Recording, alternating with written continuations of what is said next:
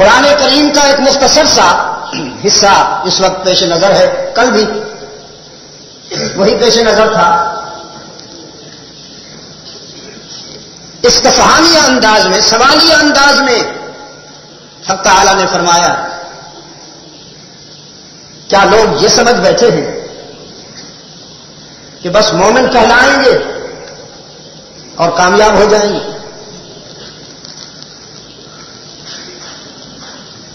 یعنی ایسا نہیں ہوگا۔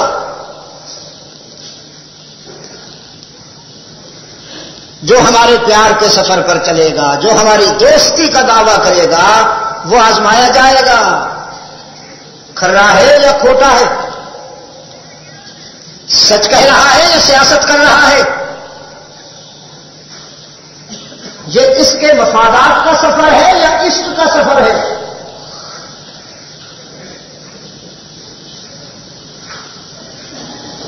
یہ شہادت کیا ہوتی ہے؟ عشق کی منزل،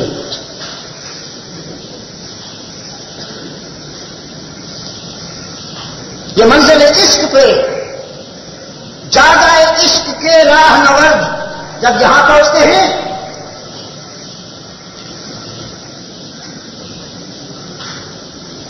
تو جسم ان کا کٹ جاتا ہے اور روح سنور جاتی ہے۔ ان کا معشوق انہیں اپنے دامن رحمت میں لے کر یہ اعلان کرتا ہے، جسے فطرت مارے وہ تو مر جاتا ہے، لیکن جو میری محبت میں مارا جائے وہ نہیں مرتا۔ جسے فطرت مارے وہ مر جاتا، لیکن جو میری محبت میں مرتا ہے وہ زندہ جاوید بن جاتا۔ اس حوالے سے ہماری گفتگو ہو رہی تھی، اور جہاں تک مجھے یاد ہے تو خلافت راشدہ کے تیسرے تاجدار سیدنا عثمان ابن عفان رضی اللہ تعالی عنہ وعن سائر الصحابہ، ان کی شخصیت کو ہم نے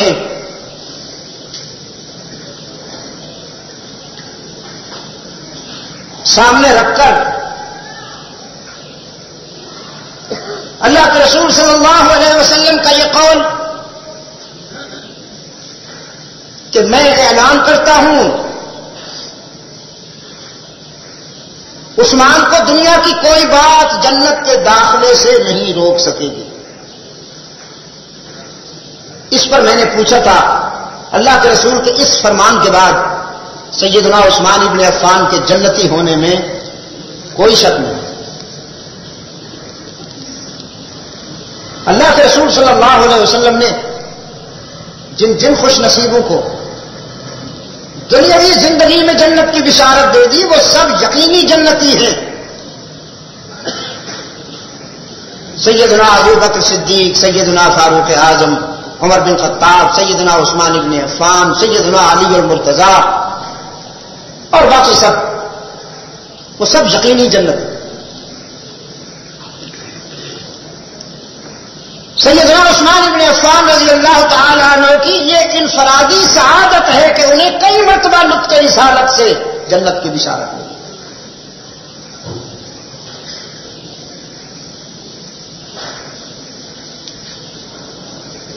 اس لیے ہمارے اسلاف نے انہیں ذو البشارتین کہا۔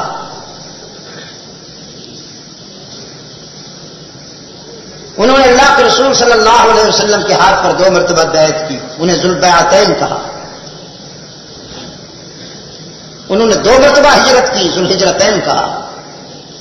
ان کے نکاح میں اللہ کے رسول صلی اللہ علیہ وسلم کی 2 بیٹیاں آئیں، ذو النورین کہلائیں۔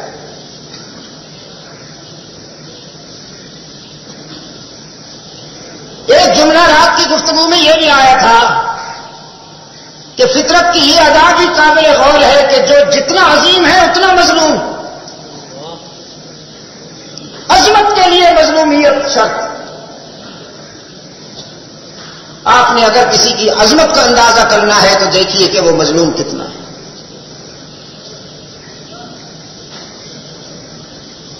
میرے گرامی قدر بزرگوں اور عزیز دوست،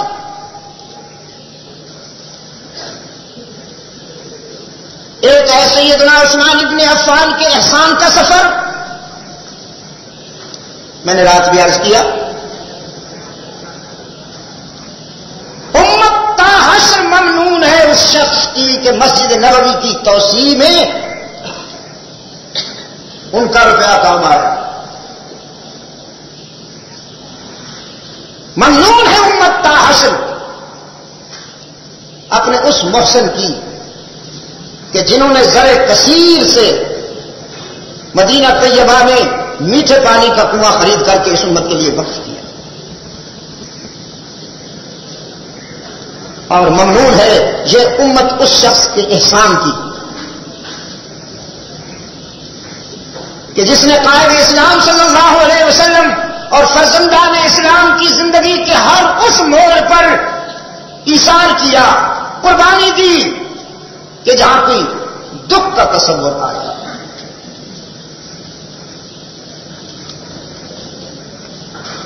اور ایک بات میں پہلے بھی کئی مرتبہ عرض کر چکا ہوں، آج کند مقرر کے طور پر اس کو دہراتا ہوں کہ عموماً شاید یہ سمجھا جاتا ہے کہ زمانہ اسلام کے بعد سیدنا عثمان ابن عفان کی سخاوت کے جوہر کھلے. اطلاع عرض ہے کہ ایسا نہیں. سیدنا عثمان طبعاً سخی تھے، طبعاً ان کی جبلت میں، ان کی فطرت میں جذبہ جود و سخا اور لطف عطا بھرا ہوا تھا.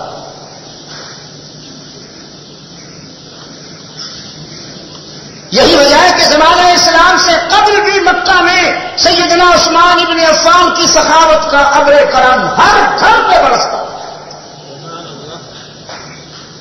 ہر گھر پہ برستا تھا عثمان ابن عفان کے جود و سخا کا ابر کرم. پوری آبادی احساس ممنونیت رکھتی تھی اس شخص کے لیے. چنانچہ اللہ کے رسول صلی اللہ علیہ وسلم نے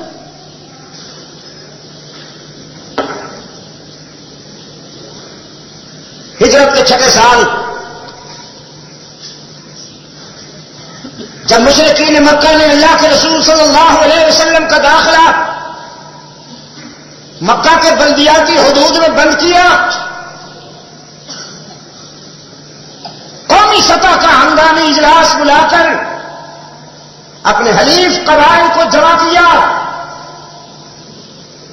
جب انہیں پتہ چلا کہ رسول اللہ صلی اللہ علیہ وسلم 1400 صحابہ کے ساتھ حدیبیہ آ پہنچے ہیں تو کہنے لگے یہ تو 313 بھی بہت ہوتے ہیں، اب تو 1400 ہیں. 313 بھی بہت نہیں ہے، 1400 آ گئے ہیں، طبیعت صاف ہو جائے گی ہماری، لہذا داخلہ ہی بند کر دو. تو اللہ کے رسول صلی اللہ علیہ وسلم نے پہلے ابن خطاب کے لیے سوچا، لیکن سیدنا فاروق نے عرض کیا اللہ کے رسول یہ مشن بڑا جمالی ہے اور بندہ جلالی ہے، میں جب جاؤں گا تو مکہ والے مجھے دیکھ کر بے چین ہو جائیں گے، مشتعل ہو جائیں گے، شاید ان کی تلواریں نیام سے نکل آئیں گی، تو پھر جواب میں مجھے بھی کچھ نہ کچھ کرنا پڑے گا. میں تو حاضر ہوں، جو حکم فرمائیں سر تسلیم خم ہے. یہ تو بڑے اعزاز کی بات ہے، یہ تو بڑی عزت کی بات ہے کہ میں آپ کا نمائندہ بن کر جاؤں اور تاریخ میں میرا نام سفیر رسول کے عنوان سے لکھا جائے. بہت بڑی سعادت ہے، لیکن میں حصول سعادت سے زیادہ مشن اور کاز کی اہمیت کو ترجیح دیتا ہوں. یہ مشن کامیاب ہونا چاہیے. جس کاز پر آپ مجھے بھیجتے ہیں وہ کاز کامیاب ہونا چاہیے. رحمت عالم صلی اللہ علیہ وسلم زیر لفظ مسکرائے. آپ کے ہونٹوں پر، مبارک ہونٹوں پر تبسم چمکنے لگا. پھر آپ نے شفقت سے لبریز نگاہیں عثمان ابن عفان کی طرف اٹھائیں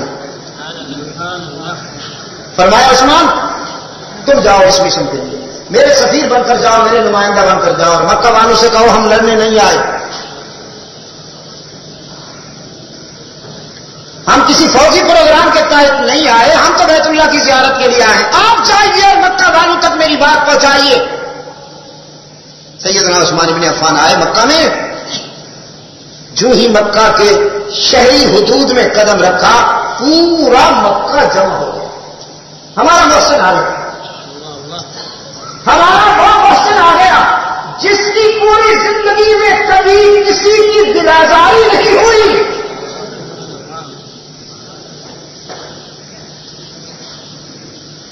عثمان کے چاہنے والوں، عثمان کی سیرت کا یہ چیپٹر بھی سامنے رکھو۔ ظالم اور مظلوم کی جنگ میں مظلومیت بڑی پربہار ہوتی ہے، لیکن دل گردہ چاہیے اس کے لیے، ضرب چاہیے اس کے لیے۔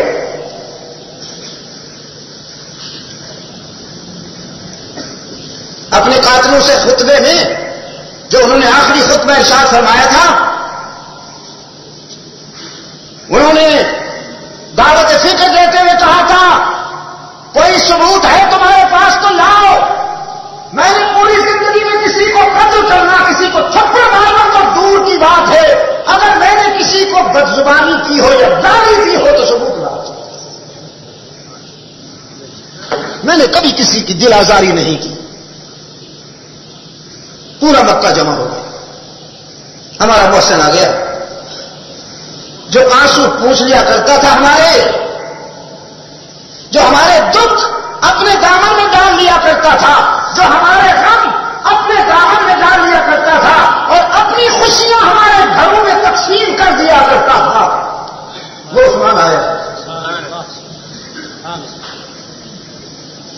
ایک مسلمان کا سوشل سٹیٹس، ایک مسلمان کی سماجی زندگی کیسی ہونی چاہیے؟ ہاں، جو دوسروں کے غم بھی بانٹ لے اور اپنی خوشیاں بھی بانٹ لے۔ ہم نے تو اپنے آپ کو دنیا داروں نے محلات میں بند کر رکھا ہے اور دینداروں نے اپنے آپ کو حجرے میں بند کر رکھا ہے۔ کوئی جی رہا ہے یا مر رہا ہے ان کی بلا سے۔ مسلمان کی سماجی زندگی ایسی نہیں ہوتی۔ پورا مکہ جمع ہو گیا، سب کی آنکھوں میں ممنونیت کا احساس ہے، سراپا سوال بنے ہوئے ہیں سارے کے سارے مکہ والے۔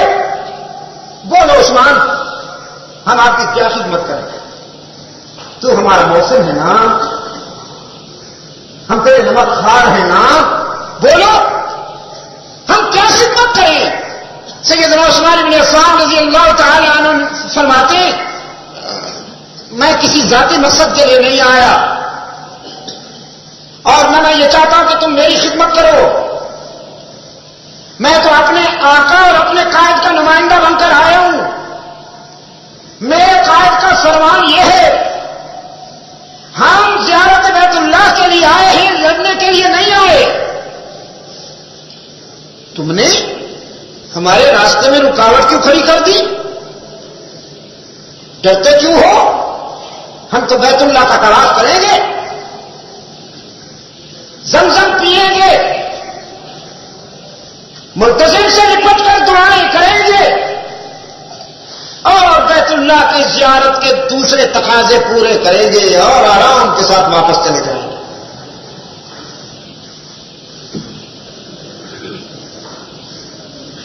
مکہ کی قیادت ایک دوسرے کی طرف دیکھتی ہے، نگاہوں میں فیصلہ ہو جاتا ہے کہ ہم نے جو فیصلہ کیا ہے وہ قائم رہے گا، رسول اللہ کو ہم مکہ کی حدود میں داخل نہیں ہونے دیں گے۔ لیکن نگاہوں میں یہ بھی گنجائش نکل گئی کہ اگر عثمان چاہے تو بیت اللہ کا طواف کر لے۔ چنانچہ پیشکش ہوئی سیدنا عثمان کے لیے آپ چاہیں تو بیت اللہ کا طواف کر لیجئے۔ سیدنا عثمان بن عفان رضی اللہ تعالیٰ عنہ فرمانے لگے قبلہ تو سامنے ہے میرے، لیکن قبلہ نما حدیبیہ میں بیٹھا ہے، ان کے بغیر بیت اللہ کا طواف کیسے؟ وہ دل کہاں سے لاؤں؟ وہ دل کہاں سے لاؤں کہ محبوب کے بغیر بیت اللہ کا طواف کروں؟ یہ میری سجدہ گاہ تو ہے، یہ میری سجدہ گاہ تو ہے، لیکن میری اس عبادت کا امام جب تک میرے آگے نہ ہوگا، میرا ضمیر مجھے بیت اللہ کے طواف کی بھی اجازت نہیں دیتا۔ ابن تیمیہ رحمۃ اللہ علیہ فرماتے ہیں مشرکین مستحل ہو گئے عثمان کے اشتراک سے۔ یہ کیسی محبت ہے کہ ان کے بغیر بیت اللہ کا طواف نہیں کرتے؟ یہ کیسی محبت ہے؟ بھائی اگر قاری صاحب یہاں نہیں ہے تو کسی اور کے پیچھے نماز پڑھ لیں گے۔ اگرچہ اس مسجد کے خطیب قاری فیاض الرحمان علوی ہیں، اگرچہ اس مسجد کے امام قاری فیاض صاحب ہیں، لیکن اگر وہ نہیں ہے تو ہم مفتی شہاب الدین کے پیچھے بھی تو پڑھ سکتے ہیں نا؟ کیا خیال ہے آپ؟ یہ کیسی محبت ہے؟ یہ کیسا تعلق ہے کہ ان کے بغیر بیت اللہ کا طواف بھی نہیں کرتے؟ اچھی بات ہے، پکڑ لو پکڑ لو، نظر بند کر دو اور افواہ اڑا دو۔ ان عثمان قد قتل، ہم ذرا معلوم تو کریں کہ حلقہ رسالت میں عثمان کی قیمت کیا ہے؟ ہم ذرا معلوم تو کریں کہ یہ لوگ ان کے بغیر بیت اللہ کا طواف نہیں کرتا، ہم ان کے قدر کی خبر اڑاتے ہیں تاکہ معلوم ہو کہ وہاں اس کی اہمیت کیا ہے۔ آپ سمجھ رہے ہیں میری بات؟ بہت توجہ سے سمجھیں گے، بہت غور سے سنیں گے، آج آپ کو پتہ چلے گا کہ حلقہ رسالت میں عثمان کی قیمت کیا ہے، عثمان کی اہمیت کیا ہے، قدر و منزلت کیا ہے۔ اڑا دی گئی یہ خبر ان عثمان قد قتل، اڑا دی گئی یہ خبر ان عثمان قد قتل، اور یہ خبر عالم فامن حدیبیہ میں پہنچی، صحابہ نے بھی سنی اور صحابہ کے امام نے بھی سنی، رحمت عالم صلی اللہ علیہ وسلم نے بھی یہ خبر سنی۔ حسن و ملال کی عجیب کیفیت دیکھنے میں آئی۔ صحابہ کو بلایا، ادھر آؤ ادھر آؤ، پروانے شمع کے اندر جمع ہو گئے تو فرمایا سنا تم نے؟ مکہ والوں نے سفارتی آداب کو بالائے طاق رکھتے ہوئے ہمارے سفیر کو قتل کر دیا، سنا تم نے؟ عرض کیا سنا ہم نے۔ فرمایا اچھی بات ہے، آج تم میرے ہاتھ پہ بیعت کرو۔ صحابہ نے عرض کیا اللہ کے رسول ہم تو آپ کے ہاتھ پہ بیعت کر چکے ہیں۔ فرمایا جو کر چکے ہو وہ ایمان کی تھی، جو آج بیعت ہوگی وہ قصاص عثمان کی۔ سب سے پہلے میں اعلان کرتا ہوں، سب سے پہلے میں اعلان کرتا ہوں کہ مدینہ لوٹ کر نہیں جاؤں گا جب تک کہ عثمان کے خون کا بدلہ نہ لے لیا جائے، اور پھر تم میرے ہاتھ پہ بیعت کرو کہ تم بھی اس وقت تک مدینہ لوٹ کے نہیں جاؤ گے جب تک کہ عثمان کے خون کا بدلہ نہیں لے لیا جائے گا۔ یہ ہے عثمان کی قدر و قیمت، یہ ہے حلقہ رسالت میں عثمان کی اہمیت۔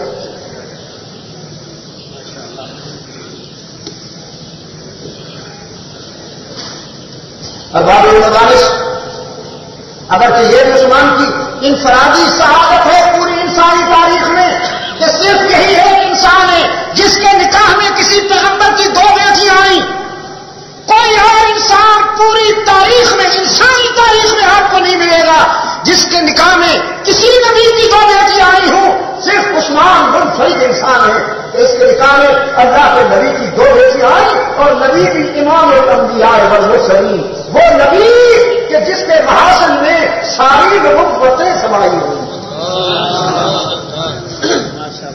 کہ جس کی شخصیت میں ساری نبوتیں سمائی ہوئی۔